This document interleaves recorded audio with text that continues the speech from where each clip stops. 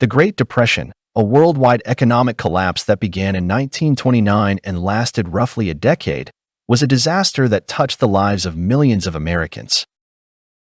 From investors who saw their fortunes vanish overnight to factory workers and clerks who found themselves unemployed and desperate for a way to feed their families.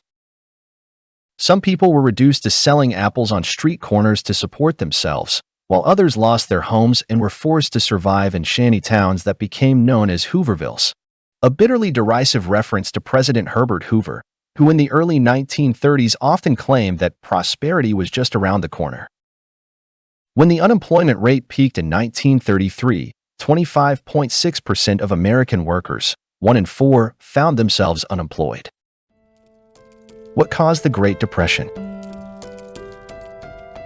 Throughout the 1920s, the U.S. economy expanded rapidly, and the nation's total wealth more than doubled between 1920 and 1929, a period dubbed the Roaring Twenties.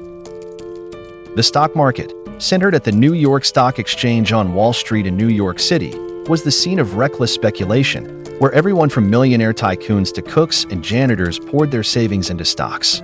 As a result, the stock market underwent rapid expansion, reaching its peak in August 1929. The American economy entered a mild recession during the summer of 1929, as consumer spending slowed and unsold goods began to pile up, which in turn slowed factory production. Nonetheless, stock prices continued to rise, and by the fall of the year had reached stratospheric levels that could not be justified by expected future earnings. On October 24, 1929, as nervous investors began selling overpriced shares en masse, the stock market crash that some had feared happened at last. A record 12.9 million shares were traded that day, known as Black Thursday. 5 days later, on October 29th, or Black Tuesday, some 16 million shares were traded after another wave of panic swept Wall Street. Millions of shares ended up worthless, and those investors who had bought stocks on margin with borrowed money were wiped out completely. As consumer confidence vanished in the wake of the stock market crash, the downturn in spending and investment led factories and other businesses to slow down production and begin firing their workers. For those who were lucky enough to remain employed, wages fell and buying power decreased. Many Americans forced to buy on credit fell into debt, and the number of foreclosures and repossessions climbed steadily. Despite assurances from President Herbert Hoover and other leaders that the crisis would run its course, matters continued to get worse over the next 3 years. By 1930, 4 million Americans looking for work could not find it. That number had risen to 6 million in 1931.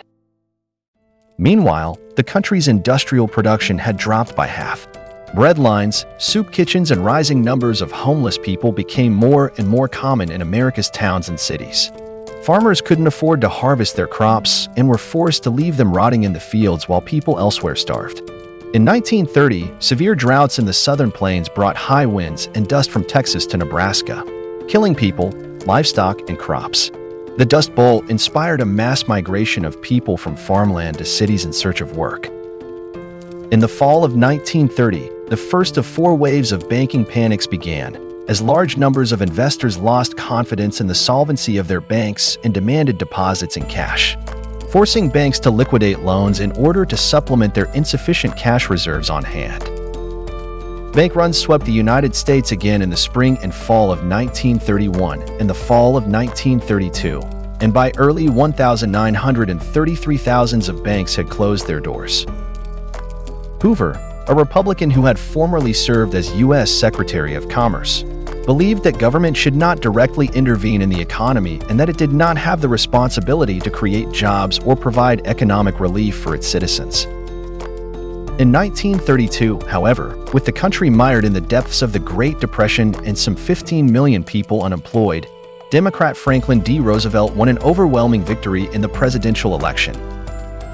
Roosevelt took immediate action to address the country's economic woes, first announcing a 4-day bank holiday during which all banks would close so that Congress could pass reform legislation and reopen those banks determined to be sound. He also began addressing the public directly over the radio in a series of talks, and these so-called fireside chats went a long way toward restoring public confidence.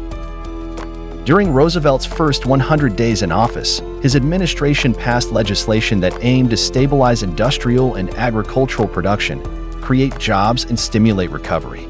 Roosevelt took immediate action to address the country's economic woes, first announcing a 4-day bank holiday during which all banks would close so that Congress could pass reform legislation and reopen those banks determined to be sound.